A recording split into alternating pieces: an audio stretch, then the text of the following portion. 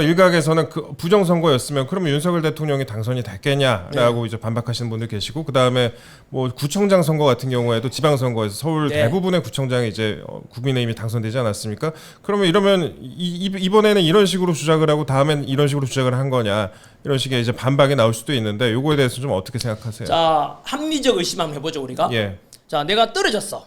억울해. 야, 부정선거 있었다라고 하면 정말 떨어져서 그렇구나. 예? 예. 그냥 변명하고 싶구나라고 생각할 수 있는데, 거꾸로 대통령이 당선되었어. 예? 당선됐음에도 불구하고 금방 말씀드린 대로 뭐 지방 보궐선거에도 당선됐음에도 불구하고 한 번 더 우리가 다 투명성 있게 하자라고 하면 진정성 있는 거잖아 오히려. 예.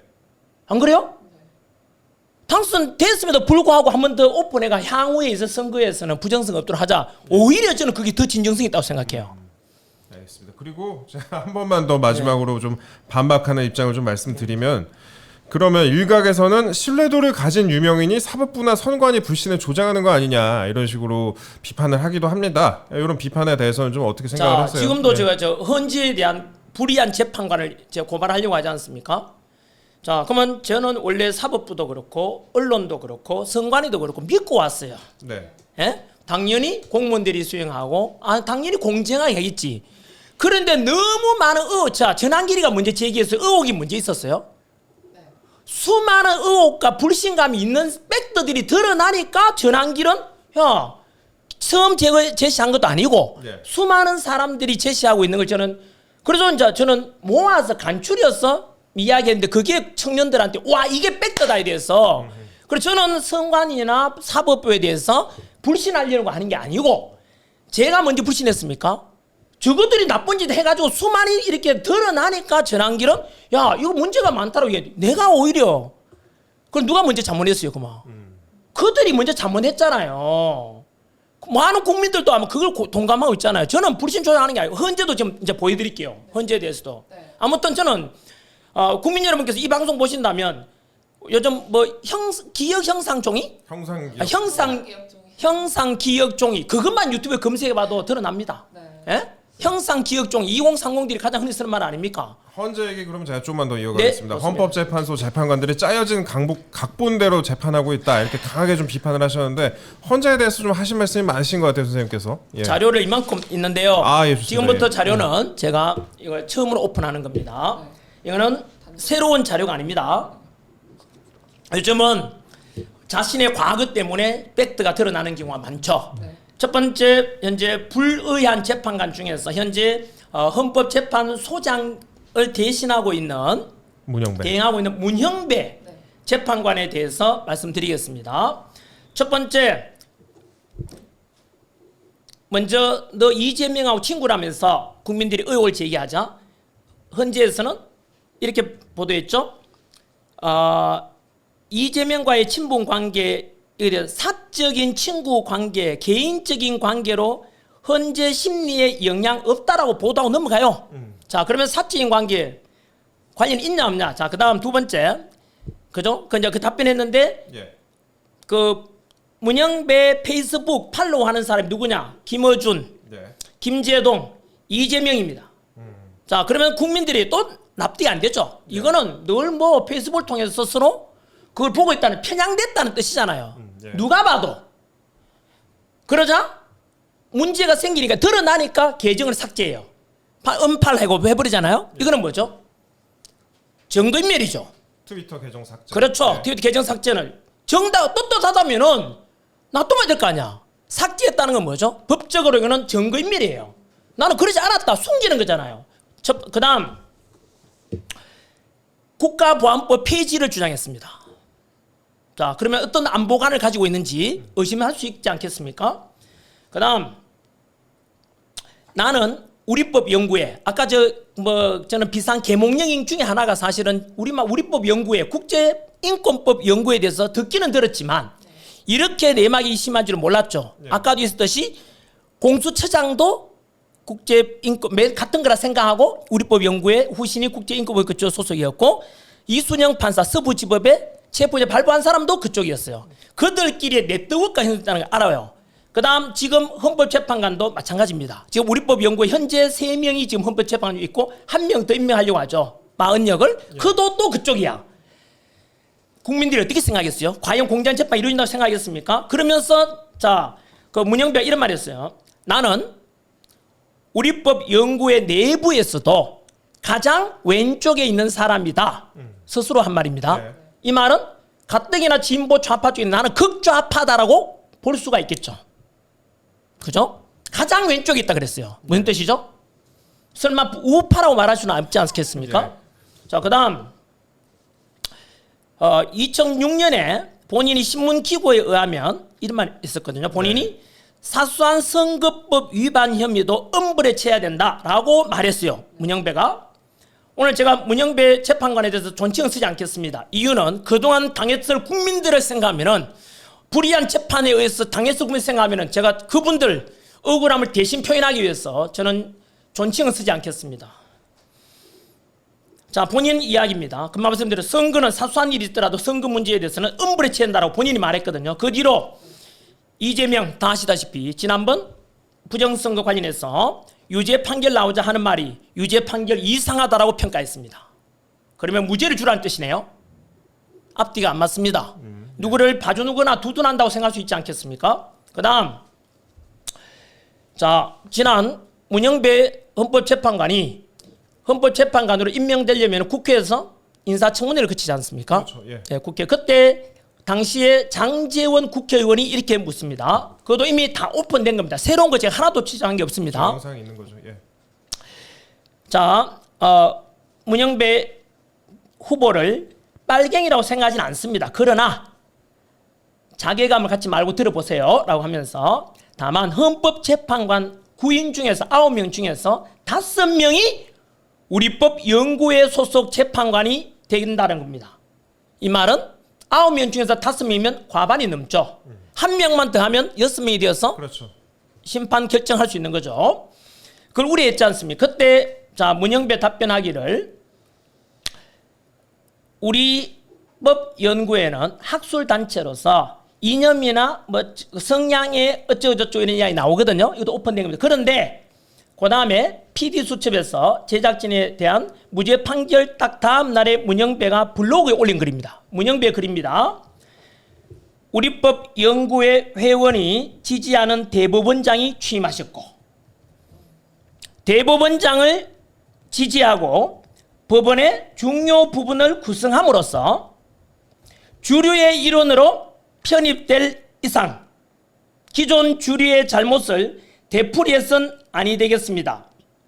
박시환 정신으로 함께 나갈 것 이렇게 썼거든요. 그럼 박시환 정신이 뭐냐? 자, 본인이 밝힙니다. 예. 본인이 쓴 글입니다.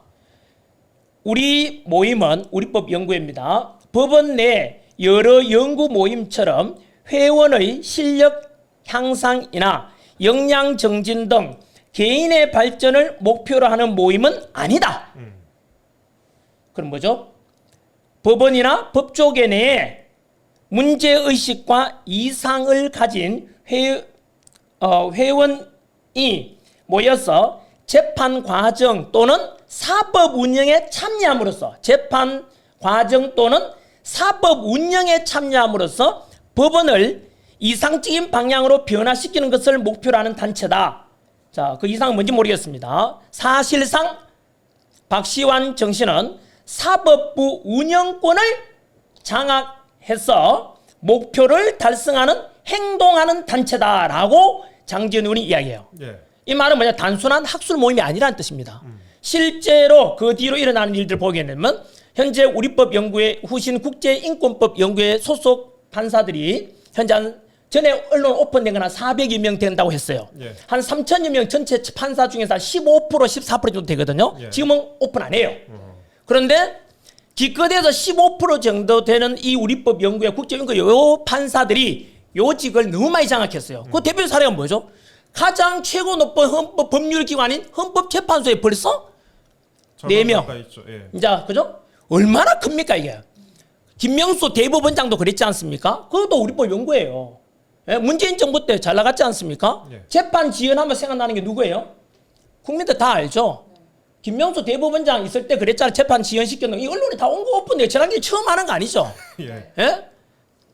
그다음 이처럼 반국가적인 국가가 아니라 역사관 또는 대한민국 헌법을 수호하려는지 의심스럽습니다. 그 다음 오늘 또 그 문영배는 본인은 뭐 그렇지 않다 뭐 이렇게 표현했지만은 아무도 설득력이 없는 게 그분이 유엔공원 방문한 뒤에 언론에 나와 있죠. 유엔군 참전 용사들은 무엇을 위해 이 땅에 왔을까? 전쟁의 방법으로 통일을 이루려는 자들은 이렇게 표현해요. 예. 본인은 나중에 이제 북한군을 뭐 저희가 비판한 것이다 이렇게 말씀하시죠. 또 거짓말, 또 저는 그걸 좋아. 자, 그럼 국민들이 판단해야 되죠. 앞에서도 이렇게 자기 관련 없다, 이재명하고 삭제 관련 없다 해놓고는 삭제 다 해버리고 정경밀하고 너무 관련된 게 많이 나오잖아요. 그런데 지금은 또 유엔공원에 가서 그때 글 쓰는 거에 대해서 나는 이렇지 않다. 또 저는 거짓말이라고 봐요. 그러니까 거짓말보다는 설득력이 없다고 봐요. 왜? 늘 앞에서 했는 것처럼 잘못해놓고는 아니다. 행동이 중요하잖아요. 말보다는요. 그래서 저는 그 역사 강사로서 6.25 전쟁 때 우리나라에 와서 미군을 포함한 유엔군이 16개국이 와서 얼마나 많이 희생됐는데요. 그 희생군들이 왜 왔는데요? 공산당 막을 내고 평화, 자주평화, 자유평화를 지키려고 왔는 군인들한테 너희들이 왜 왔느냐라고 이렇게 만약 회고한다 치면은 저는 이 사람에 대해서 국가관에 대해서 국민들께서 심판해야 한다고 저는 생각해요. 저는 새로운 주장이 하나도 없습니다. 저한테 문제 제기하거들랑 언론 찾아보라고 보도된 거를요. 그 다음 두 번째 불의한 재판관 이미선 재판관에 대해서 뭐가 나왔냐면 자신이 가진 주식의 회사에 대한 재판을 승소 판결 내렸습니다. 그리고 나서 승소 판결한 내린 그 회사의 주식을 삽니다. 여러분 이건 뭔지 아십니까? 그냥 단순한 문제가 아니에요. 내가 재판관이잖아. 심판하는 거잖아. 인간 세계에서 이거 신이 존재하는 인간 세계라면은 대법관 이거 판사가 판결하면 끝이야. 그 판결하면서 A와 B가 소송 지음에 있는데 내가 A를 편든 거잖아. 왜냐하면 이렇게 네 승소해놓고 네 회사 주식을 내가 사겠다는 거잖아. 이 말은 법관의 양심으로 있을 수 없는 일이에요. 이거는 왜냐하면은 그 재판을 졌는 사람을 상상해봐요. 뭐 해가 되냐고 재판 졌는 사람은. 에? 이게 무슨 공직의 재판입니까 이게? 나는 이거에서 패소했는 사람 생각하면은 얼마나 억울하겠냐 이거야. 어떻게 지가 재판 승소해주고 그 재판 승소해 회사 주식 또 산단 말이야 이거를. 법관 양심이 어딨냐고 이게.